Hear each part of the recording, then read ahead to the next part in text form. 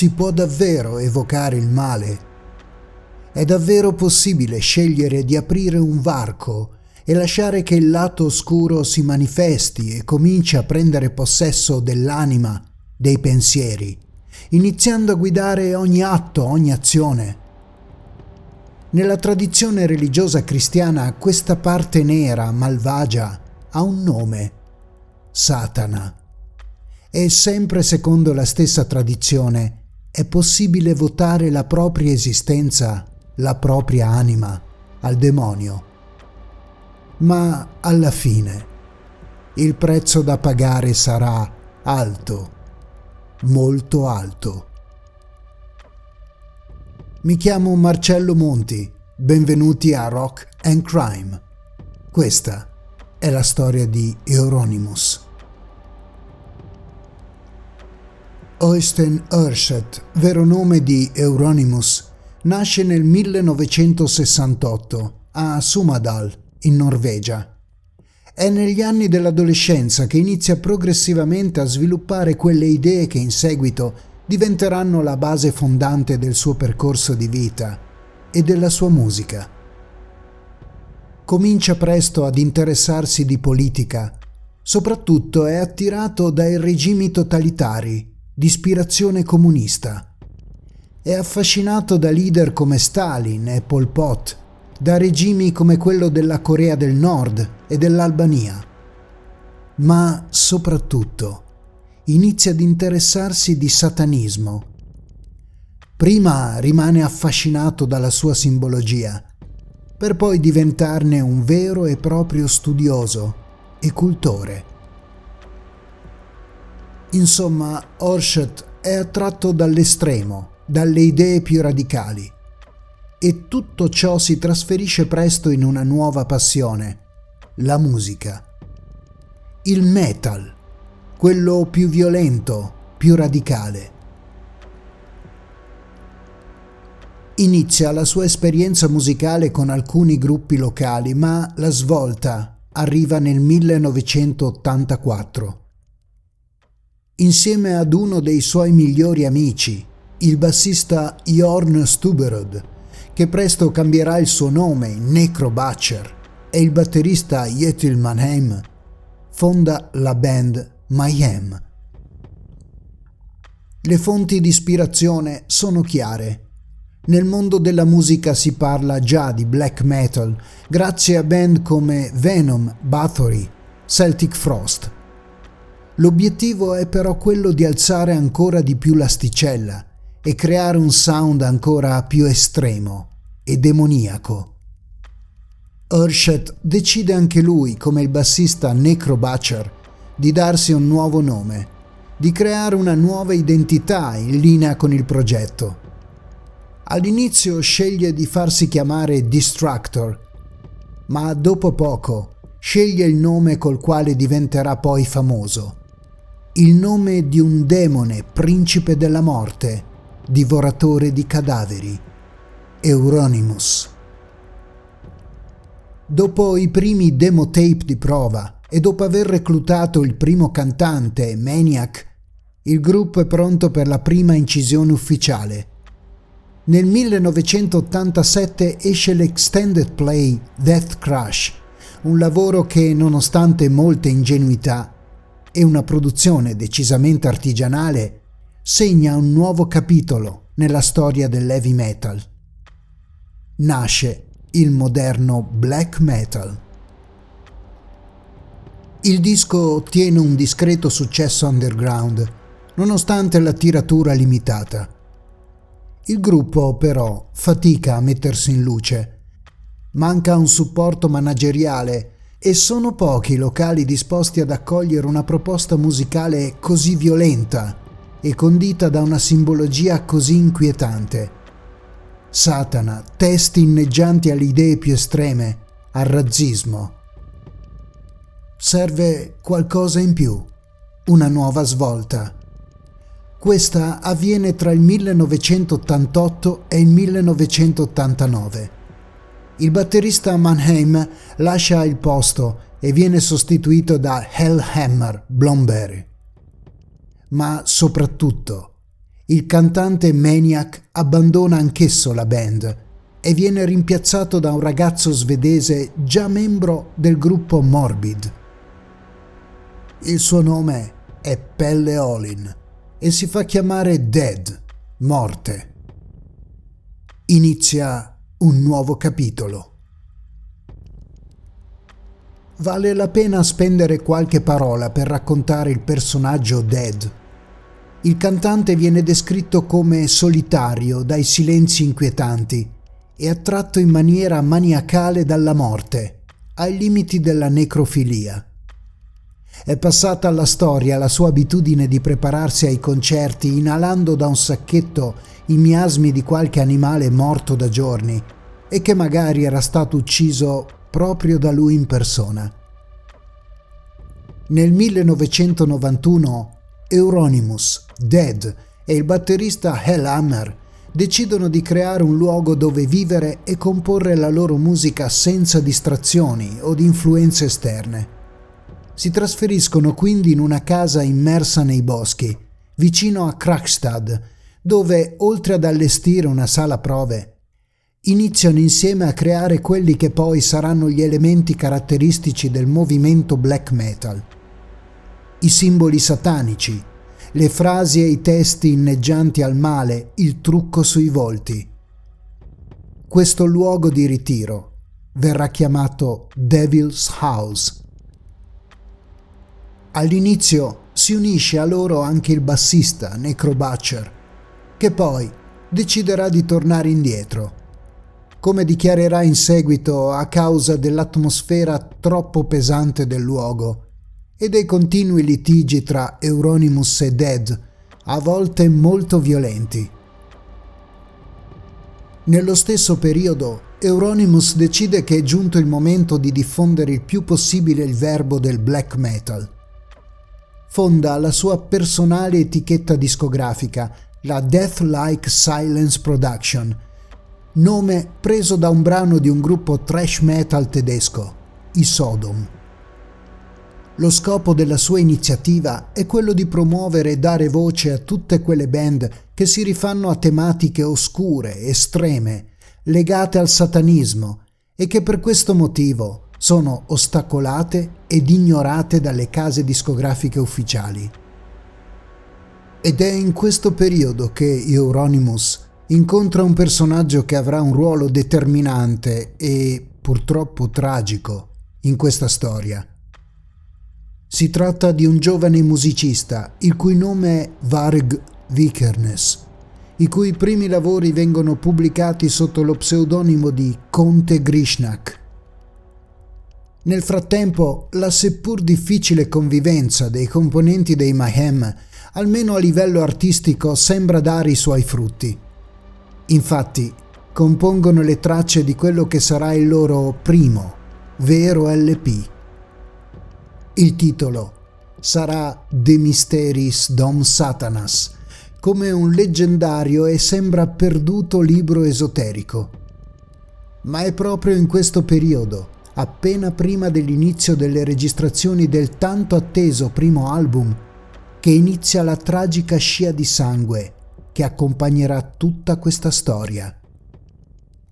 L'8 aprile del 1991 il cantante Dead si suicida, tagliandosi prima le vene e poi sparandosi un colpo di fucile in testa. Ed è a questo punto che il fatto di cronaca lascia il posto a un copione degno di un racconto horror. Il corpo viene trovato da Euronymous, che come primo istinto non trova di meglio che scattare alcune foto al cadavere del cantante, foto che verranno poi usate per la copertina di un bootleg, Down with the Black Hearts. Ma non è tutto. Da fonti attendibili sembra che Euronymous abbia addirittura mangiato alcune parti del cervello del cantante e che abbia in seguito distribuito parti del cranio ad alcuni amici musicisti definiti da lui meritevoli. Insomma, un tragico fatto di cronaca viene trasformato in un macabro, malvagio rituale. Da qui in poi, inizierà una costante discesa negli inferi. E se ne accorge anche il bassista, Necro Butcher, che decide di lasciare la band. Il suicidio del cantante fece in seguito nascere parecchi dubbi. In special modo le fotografie che Euronymous fece al cadavere e che in seguito vennero usate per la copertina del famigerato bootleg mostrano una scena del crimine quantomeno dubbia. La versione ufficiale, come detto, parla di un suicidio avvenuto prima con un taglio delle vene, prodotto da un grosso coltello da cucina, e subito dopo da un colpo di fucile alla testa. Ma la fotografia mostra il coltello appoggiato sopra al fucile. Questo particolare ha portato alcuni a pensare che sia stato Euronymous stesso a uccidere Dead. Dal canto suo, il chitarrista non ha mai smentito alcuna ipotesi, lasciando un forte alone di dubbio su quello che realmente accadde quel giorno. I Mayhem, comunque, non si fermano. Ingaggiano un nuovo cantante, Attila Kishar, e al basso reclutano proprio Varg Vikernes. Iniziano le registrazioni dell'album De Mysteris Dom Satanas. Il portale viene aperto. Inizia ufficialmente la storia del black metal moderno. Ma Euronymous non si ferma qui. La musica non basta più. Bisogna creare qualcos'altro. E questo qualcos'altro inizia da un luogo, un negozio, specializzato in metal estremo e aperto dallo stesso Euronymous. L'Helvete, inferno in norvegese. L'Helvete. Molto presto questo luogo diventa un punto d'incontro per appassionati del genere, ma non solo. In una stanza nascosta del negozio iniziano a radunarsi gruppi di persone attratte da quello che è stato definito carisma malvagio di Euronymous.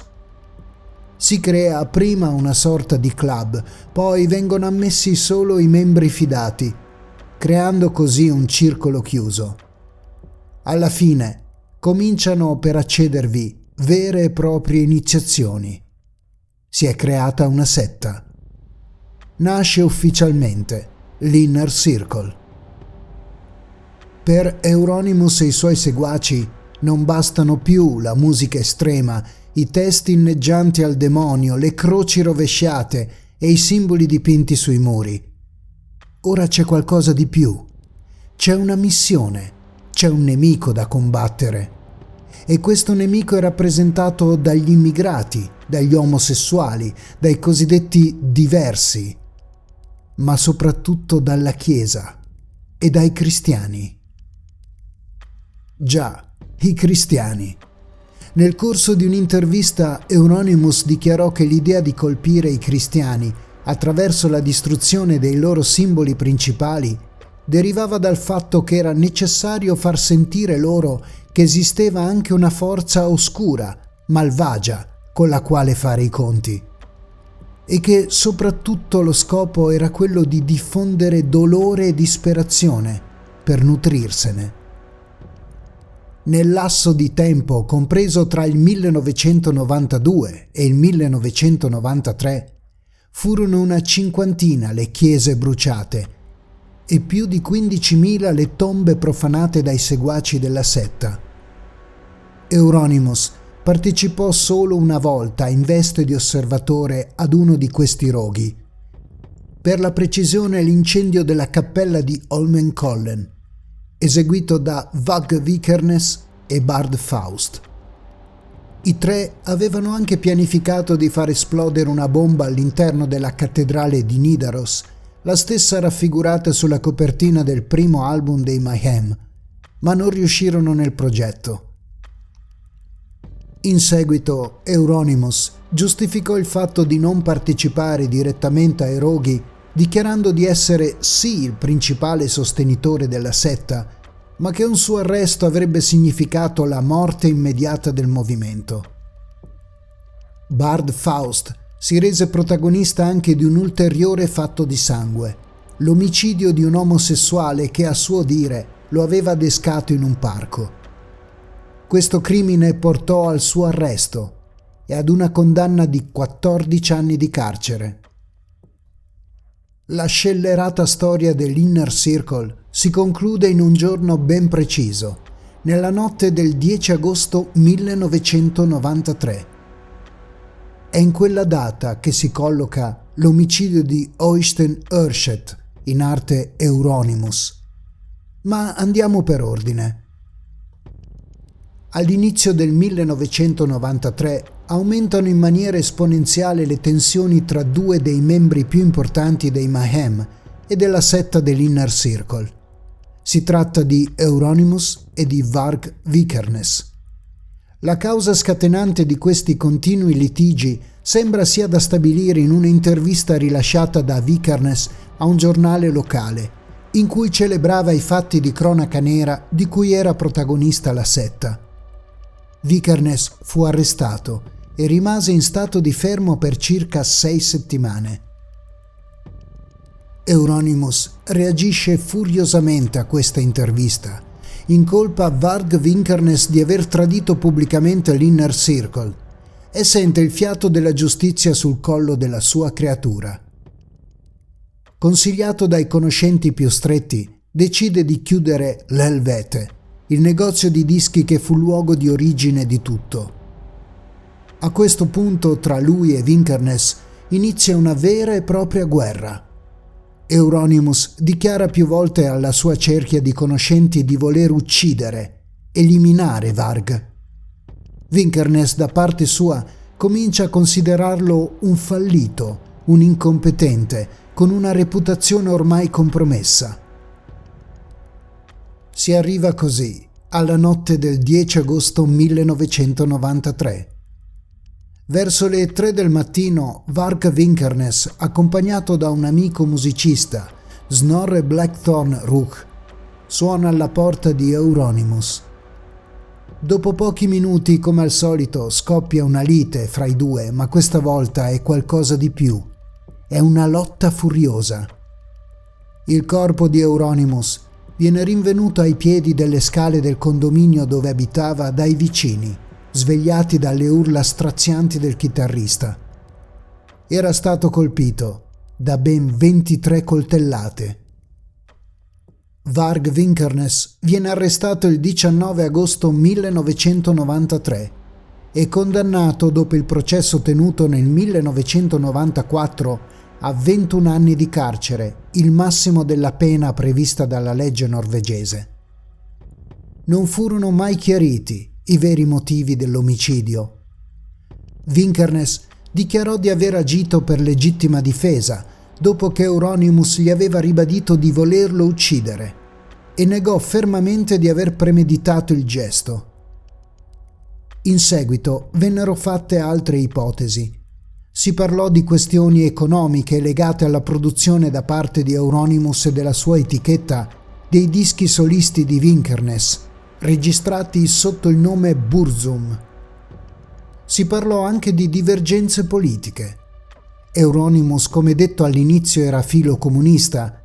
Vikernes, al contrario, era fortemente nazionalista, ai limiti del neonazismo. Su queste e su altre ipotesi emerse in seguito non fu fatta mai chiarezza. Ed anche la dinamica dell'omicidio non è stata mai chiarita del tutto. Secondo la versione data da Vikernes, il tutto iniziò alle 3 di notte nell'appartamento di Euronymous, dove si era recato. E sempre secondo la testimonianza di Varg, fu il chitarrista ad aggredirlo per primo e a scappare in cucina, probabilmente per armarsi. Vikernes fu così costretto a colpire per primo, mentre il chitarrista, per salvarsi, si precipitò lungo le scale del condominio chiedendo aiuto, seguito da Varg che lo accoltellava. Il colpo finale venne sferrato con Euronymous a terra, ai piedi delle scale. Snorre Rugh, che accompagnava Vikernes, non prese parte direttamente all'omicidio perché rimase sul portone del condominio a fumare Venne comunque anch'egli arrestato ed in seguito condannato ad 8 anni di reclusione, con l'accusa di complicità. L'omicidio di Euronymous segnò la fine per l'Inner Circle. Molti membri del gruppo vennero un po' alla volta fermati e interrogati e per molti di loro si aprirono le porte del carcere. Tutto ciò portò ad un progressivo disfacimento e alla dissoluzione della setta. E i Mayhem? Qualche tempo dopo la tragica fine di Euronymous ripresero le registrazioni del loro album d'esordio, The Mysteries Dom Satanas. La famiglia di Euronymous chiese al batterista Hellhammer, per rispetto nei confronti del figlio deceduto, di rimuovere le tracce di basso registrate da Varg Vikernes. Questa delle linee di basso dell'album è un altro dei punti oscuri della vicenda. Hellhammer rassicurò i familiari del chitarrista che avrebbe registrato di nuovo personalmente le linee di basso. Lo stesso Varg Vikernes però, in una intervista, dichiarò che le sue tracce non furono minimamente toccate.